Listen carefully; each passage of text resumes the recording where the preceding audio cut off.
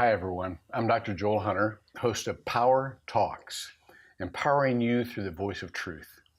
And on today's program, I have this great panel. These are all really good friends of mine, so I'm very enthusiastic about this. Let me introduce you to them. At the far end of the table is the Reverend Dr. David Swanson, who is the chair-elect of the Central Florida Commission on Homelessness. I happen to be the chairman, and I'm counting the months. Big shoes to fill. When I can hand it over to him. But he's also the senior pastor of First Presbyterian Orlando, who has done such great things with the homeless. Through Compassion Corner, they offer a safe place. They offer some case management, and they're just one of the great churches in town that are active in this issue.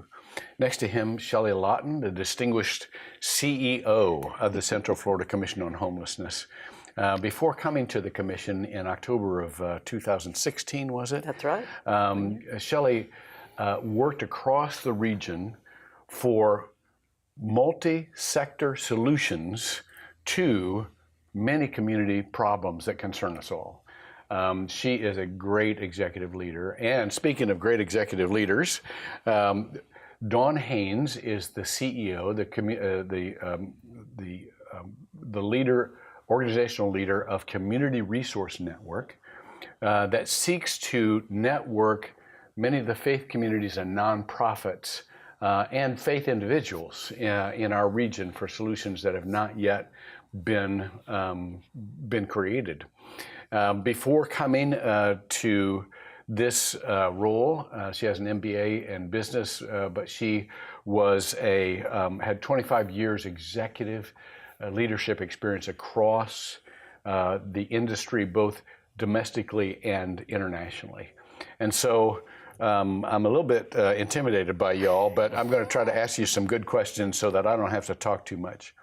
First of all, Shelley, let's go to you, because the Central Florida Commission on Homelessness is a commission created to help government, business, nonprofit, faith communities to work together. Tell us the goal of the commission.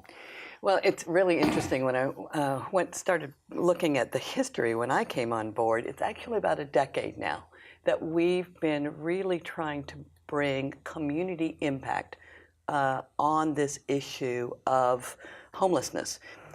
It's not uncommon in a community to tackle big issues, transportation, economic development, but we've never tackled a social service issue before, like we have through the commission, where we brought leaders from every sector of the community together, and for really the last 4 years have tackled homelessness in a multi-sector way that we've never done before. So let me ask a Dr. Phil question. How's that going for you?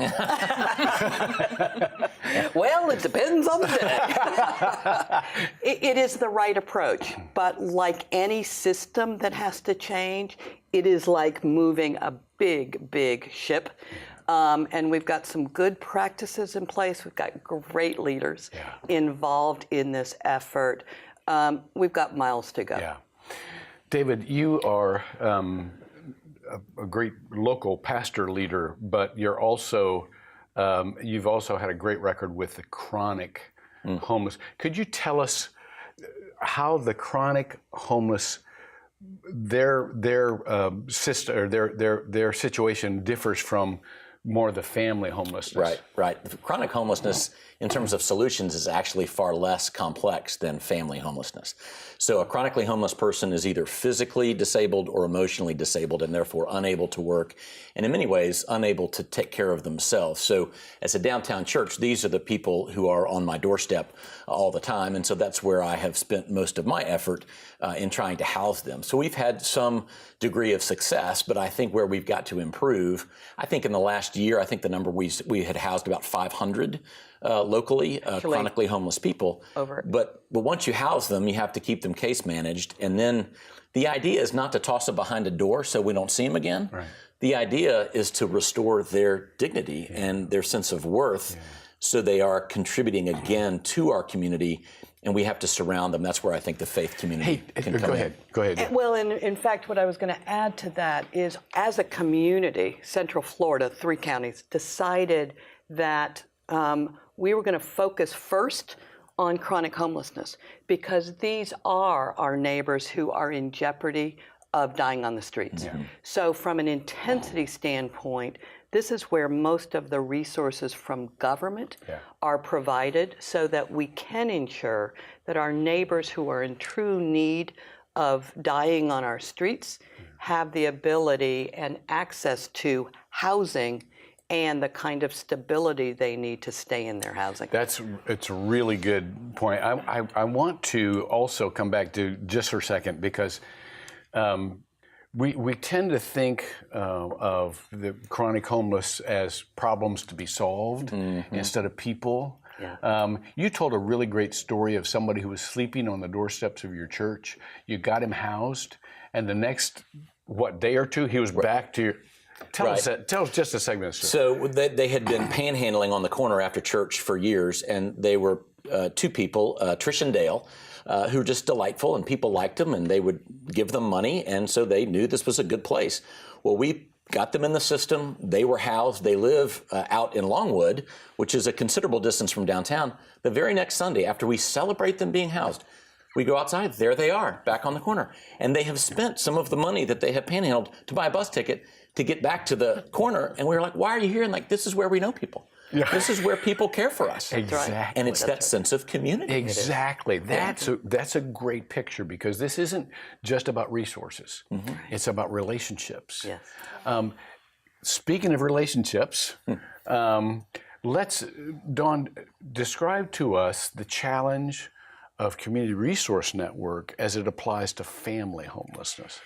Yes, that's a really great question. And I think that the biggest challenge that we have here in Central Florida is that, unlike the chronic homeless that have a system that is through the Department of Health and the Housing and Urban Development, where the funding comes from the government to assist the chronically homeless in our community, until this point, we've really had no coordinated mechanism through the Central Florida community to be able to help families that get into trouble, get back on their feet, and actually stay there. So although there are hundreds of wonderful organizations that are doing an incredible job, there is no coordination or collaboration. So people don't know what everybody else is doing. Which leads to what? So it leads to a situation whereby we overserve some families. Those families that get to understand how that uncoordinated system works, they get overserved. And then there are because they go to church after church or place after place, church or organization of organization, and we haven't had a way of being able to collect what is doing and to be able to collaborate to create an opportunity for people to go from dependency to self-sufficiency. Yeah. And why that's, I think, so important, and where what we're doing with the Community Resource Network is so innovative, is that, in fact, when we started on chronic 2 years ago, the first best practice that we said we must employ is a coordinated system of care. And that's exactly what we did. 150 different organizations now working together in a more seamless fashion. What we don't have, because there isn't funding for it from government resources, is exactly that coordinated system of care. And I believe that's where the community can become much more helpful with our families that really, in my mind, Doctor, that's our tsunami. Yeah. It is the huge numbers, and our definitions are so different. So chronic homelessness is very defined. Family homelessness, depending on the federal agency, will give you a different definition. But I think at the commission, what we have said is one of the definitions, for example, at HUD is you have to be homeless for a year to qualify. I don't think that's our community standard. Yeah. I think our community standards for families is, do I have a mom and 3 kids living on the streets? Yeah. And is that what we want? And to Shelley's point, that it's a really big issue. I mean, one of the challenges that we have is the size of the family community that is experiencing homelessness.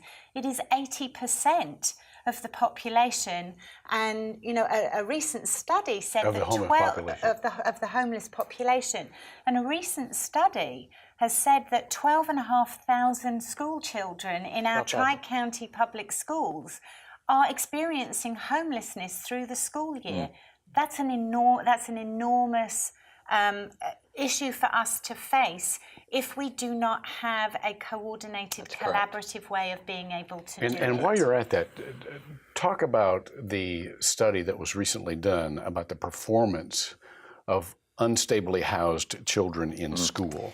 Yeah, so the same study took a look at attendance records and performance evaluation, and the children who are experiencing homelessness are 50% less likely to pass assessment tests, and they're 3 times more likely to be absent through the school year.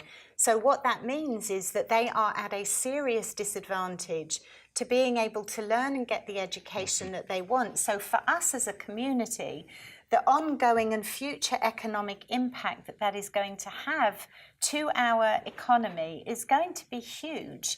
And we have a responsibility as a community to give these children an environment and the opportunity to be stably housed and therefore have the opportunity for success. Well, and to me, that was what was so fascinating, because we went from anecdote now to really documented evidence that the differentiator is housing instability. Not poverty. Not poverty. Yeah. Poverty, in fact, was actually, you could be poor but stably housed, and your gains, while less than someone who had more resources perhaps, were nowhere near when you were unstably housed. So it just reinforced what instinctively we know, which is if you're bouncing around from place to place or you're living in your car, who can learn? I want to come back to this, but I want to.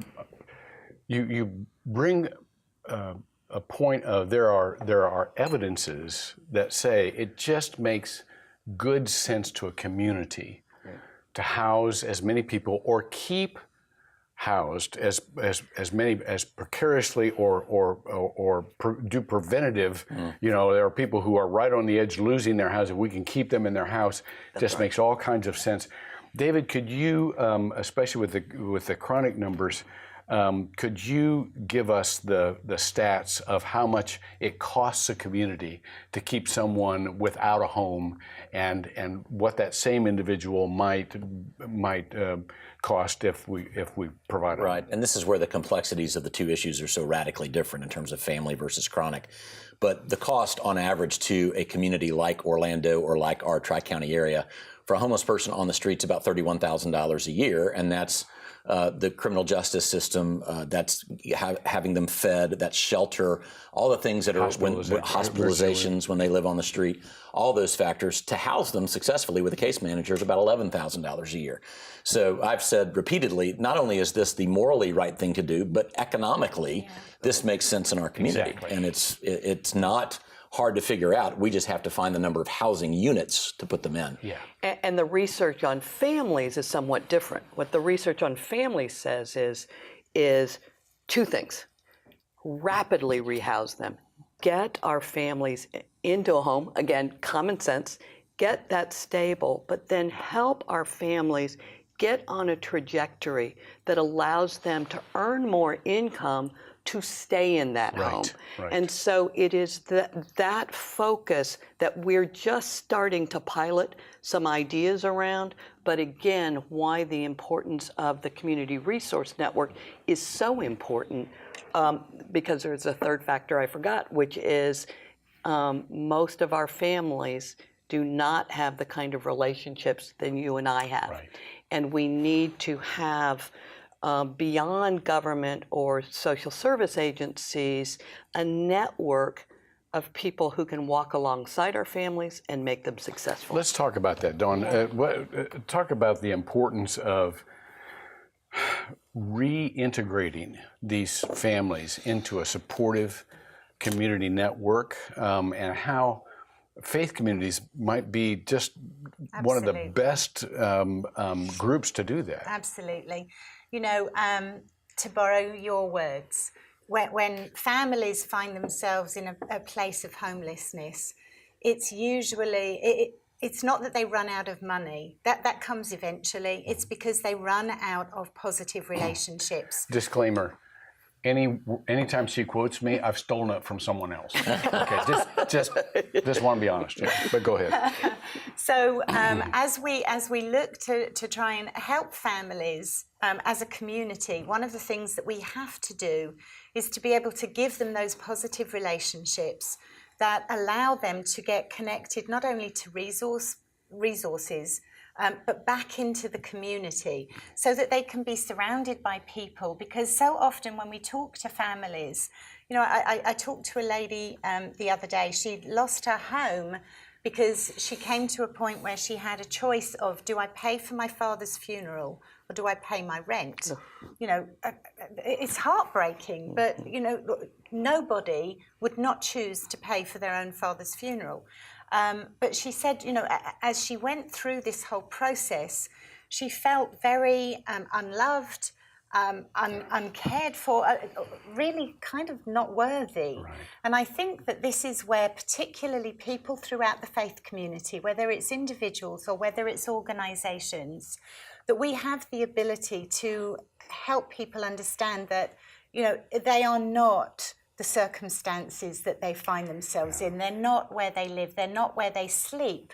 They have value as a person, and that they are loved no matter what, and that we're here to help. Yeah. And I think that even more important is people, depending on how long they've been experiencing their situation, they lose hope.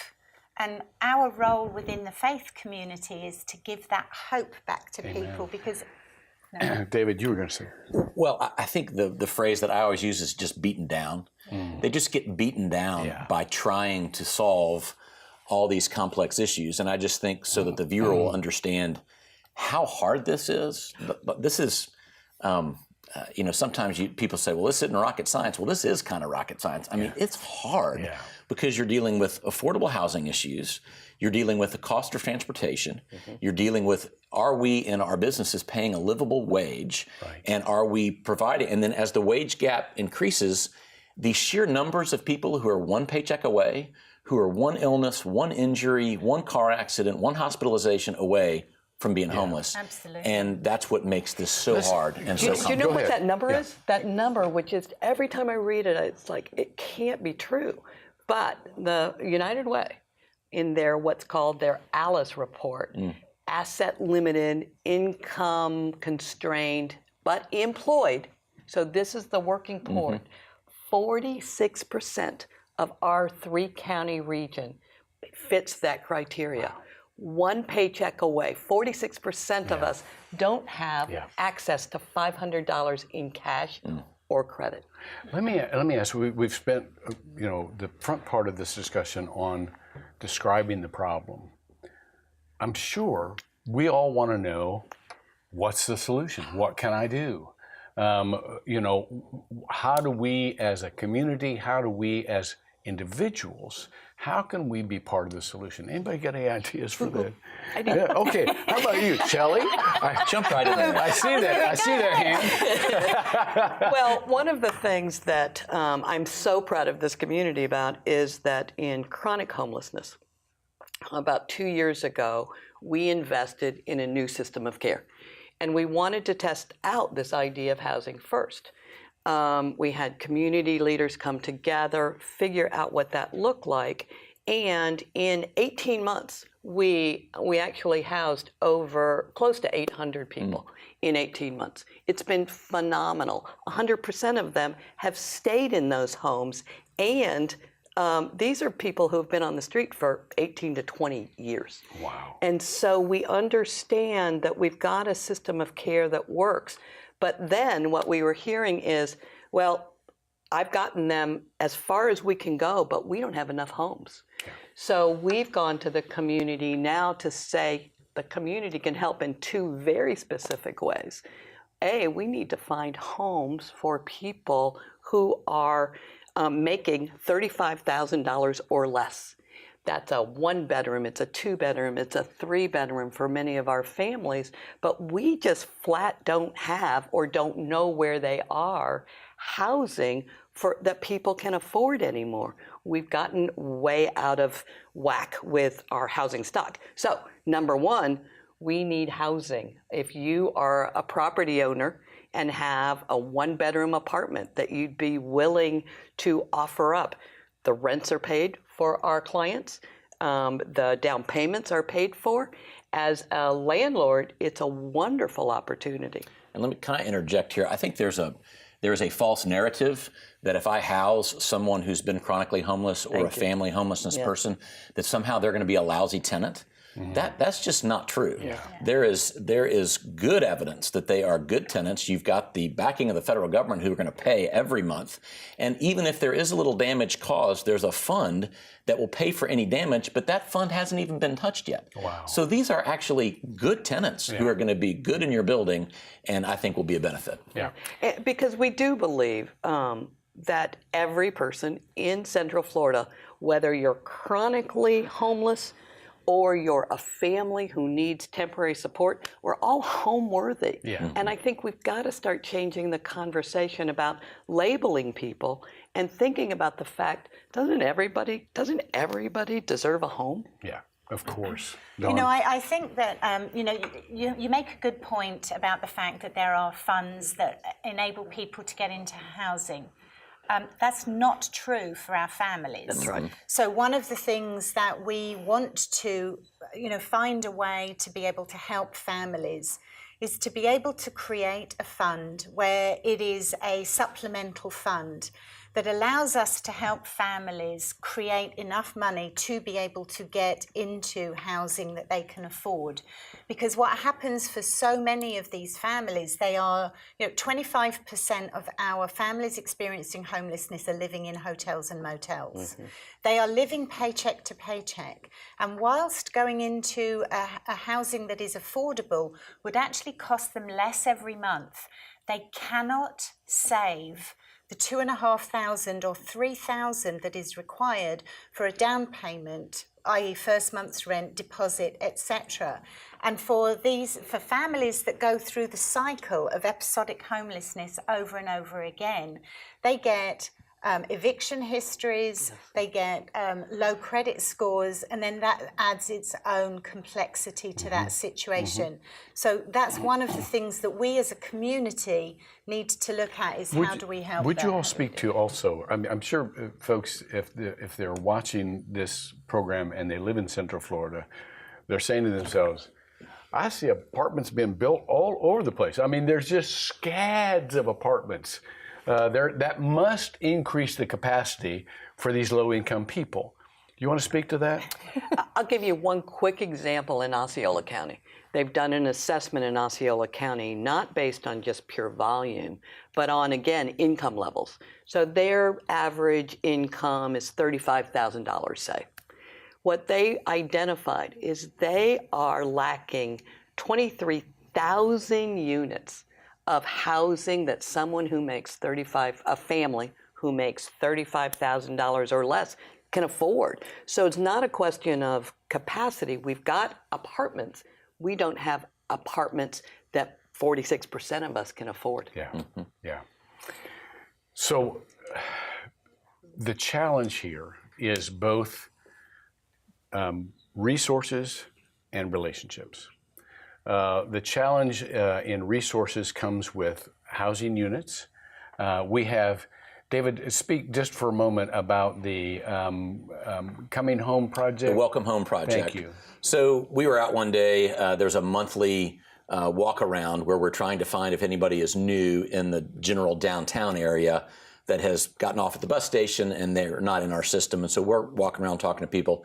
And as I'm with members of the HOPE team who are doing this survey, they keep saying, oh, that person's qualified and they're ready to be housed. We just don't have a house or an apartment. And this just went on. And so I said, well, what's that number? And at the time, it was 129 who were ready to be housed, had done all the paperwork, they had case management, but we had no apartments to put them in. And so with that, we said, well, let's focus on that as a goal and let's aim at 129. And I think we've housed 55 of the 129. Correct. And we started this on Thanksgiving, and we're going to the end of March. And I think we can do it. It's just bringing attention. Landlords, building owners, we need your help. Here's what we need. We need, if you have the capacity, you can Google Central Florida Commission on Homelessness, make yourself known. If you want to contribute financially, same thing. We can. It's a 501c3, tax deductible, but we would love to have your help in housing both the chronic and community resource network for the family side. We would also love to have your help. Let me close this by saying this. The story of the gospel is the story of God sending his son to include those people who weren't being included. And that wasn't just spiritually. That was relationally. It says in Hebrews chapter 13, verse 2, don't neglect to show hospitality to strangers, for by this some have entertained angels unaware. This doesn't just include having somebody over to your house. This speaks to an entire community. We need to be able to show hospitality to those folks who have been left out. And so let's challenge ourselves to get involved and look forward to the time when there aren't children who are underperforming and there aren't these invisible populations who feel ashamed and excluded. Let's, for the sake of who we are and what our faith says, do something to help. Thank you. We're out of time, but I want to thank you for all the panelists. Thank you. Thank you. Dawn and Shelley and David. And for joining us today on Power Talks. Remember, these discussions are just that, discussions among us. We'd love to see you continue the discussions at home or go one step further, get involved, because that's when power talks. You are empowered through the voice of truth. See you next time.